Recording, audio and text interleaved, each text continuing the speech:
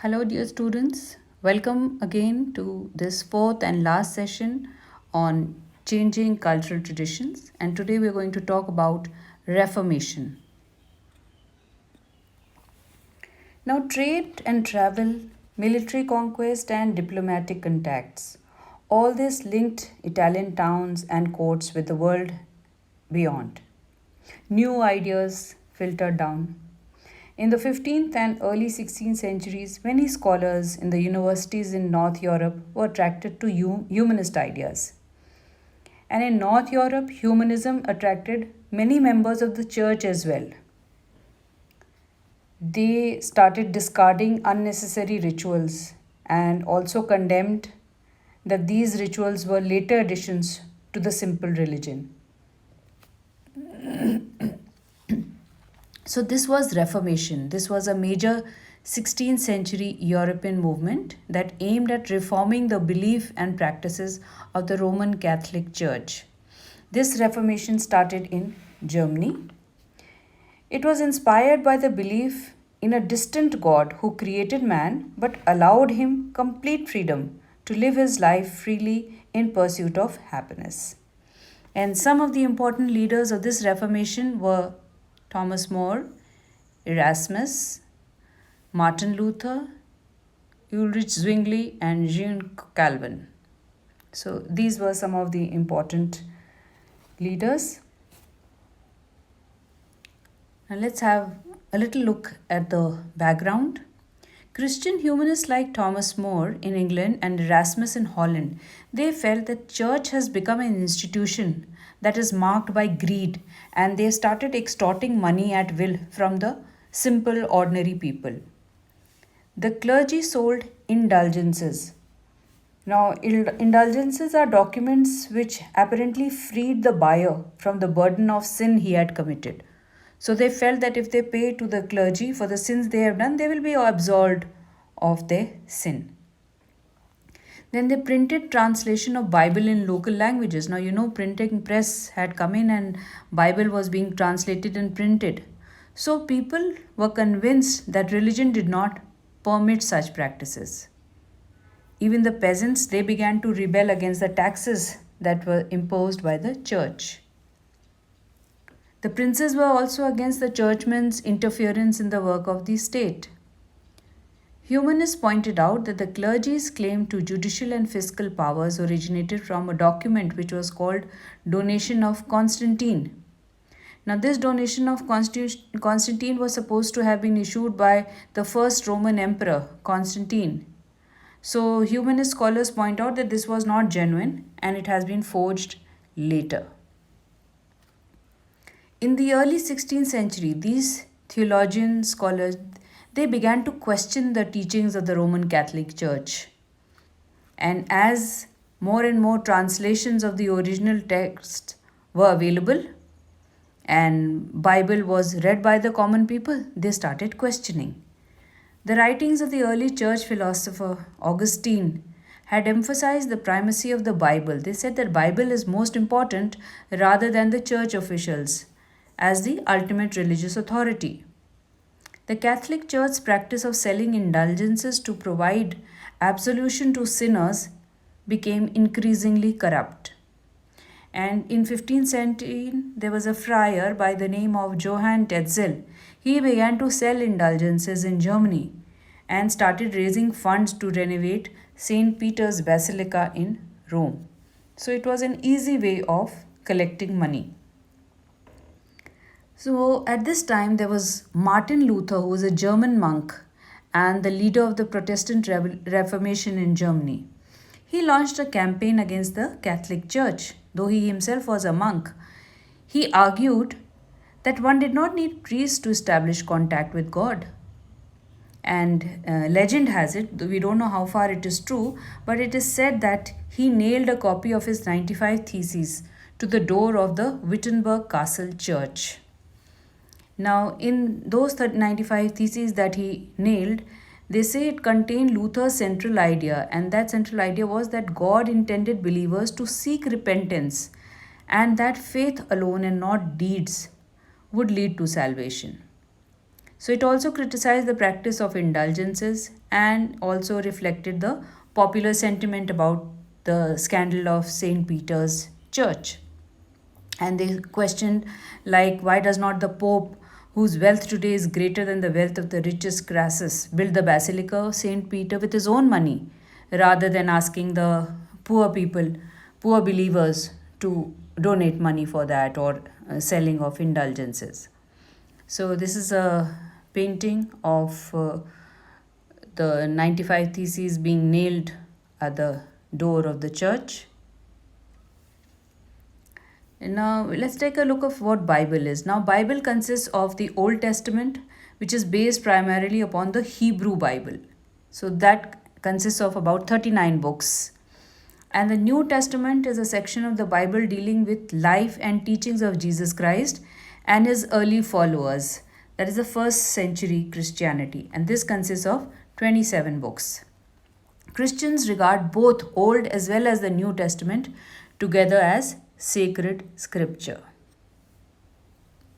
Then there are other German reformers by the name of Anabaptists. Now, these Anabaptists are Christians who believe in delaying baptism until the candidate confesses his or her faith in Christ. So they feel that baptism should be done at a later stage as opposed to an infant being taken to the church and being baptized. They believe that baptism is valid only when candidates confess their faith in Christ and want to be baptized. So that can be done only when they are mature adults, not as infants. So they thought only those who truly understood and accepted the teachings of God should be legitimately baptized. So for them, baptism required public acknowledgement of their faith. So these Anabaptists, also known as German Radical Reformation, they blended the idea of salvation with the end of all forms of social oppression. And they said that since God had created all people as equal, they were not expected to pay any kind of taxes. People had the right to choose their priests. They appealed to peasants oppressed by feudalism. This appealed to them, so they liked this idea. Luther, however, did not support this kind of radicalism. He called upon German rulers to suppress the peasants' rebellion in 1525. Luther translates the Bible into German in 1522. Now, he was asked by his followers to have complete faith. He asked his followers to have complete faith in God, for faith alone could guide them to the right life and entry into heaven. The Protestant Reformation led to the churches in Germany, in England, and Switzerland breaking their connection with the Pope and the Catholic Church. Now, the King and the Queen from now onwards was the head of the church in England. And in France, the Catholic Church allowed Protestants to worship as they chose. So, the impact of this Reformation was that the Catholic Church began to reform itself from within. So, they brought about certain changes. Churchmen in Spain and Italy emphasized the need to a simple life and service to the poor. Ignatius Loyola, in an attempt to combat Protestantism, set up the Society of Jesus in Spain. And that's how his followers are called Jesuits, whose mission was to serve the poor and widen their knowledge of other cultures. Now, after so much of understanding and opening of the mind, people started questioning beliefs with their scientific learning. The Christian notion of man as a sinner was questioned by the scientists. They say that if man has sinned and he's been sent to earth as a punishment, definitely earth is not a place of punishment. Earth is a beautiful place to live. So they questioned this. The theory of earth as the center again was disproved. Christians had believed that earth was a sinful place and a heavy burden of sin made it immobile. So the earth stood at the center of the universe and the planets moved around this earth. So this was the geocentric theory. So Copernicus asserted that the planets, including the earth, rotate around the sun. And this was called the sun-centric system. Copernicus was a devout Christian. Despite his research and theory, he was afraid that the reaction to his theory by the clergymen would not be very good. They would not welcome this. For this reason, he did not want his manuscript, De Revolutionibus, The Rotation, to be printed. So, on his deathbed, he gave it to his follower by the name of Joachim Rheticus. Now, this mystery of revolution that changed the biblical theory of earth being the center was done by these three very famous people. One was Kepler, who wrote the cosmographical mystery, and he demonstrated that planets move around the sun not in circle but in ellipses, the elliptical movement. Then Galileo wrote the motion, and he confirmed the notion of the dynamic world in his work The Motion. Then there was Isaac Newton, who wrote Principia Mathematica. This revolution in science reached its climax with Isaac Newton's theory of gravitation. So, thinkers showed that knowledge was based on observation and experiments. These experiments and investigations into physics, chemistry, and biology expanded rapidly. So, as more and more people became educated, universities opened, and people started researching and studying and going into the details, they started questioning a number of things. Historians label this as new approach as scientific revolution. God began to be replaced by nature as the source of creation. So instead of saying everything was created by God, they said this is natural. Nature has given this. Even those who retained their faith in God started talking about a distant God who did not regulate material life. So they did still continue to believe in God, but they believed that there is a distant God who doesn't interfere in our day to day material life. Scientific societies establish a new scientific culture. A lot of awakening happened because of this. There was a Paris Academy in 1670 and a Royal Society in London 1662. They held a number of lectures and conducted experiments for public viewing.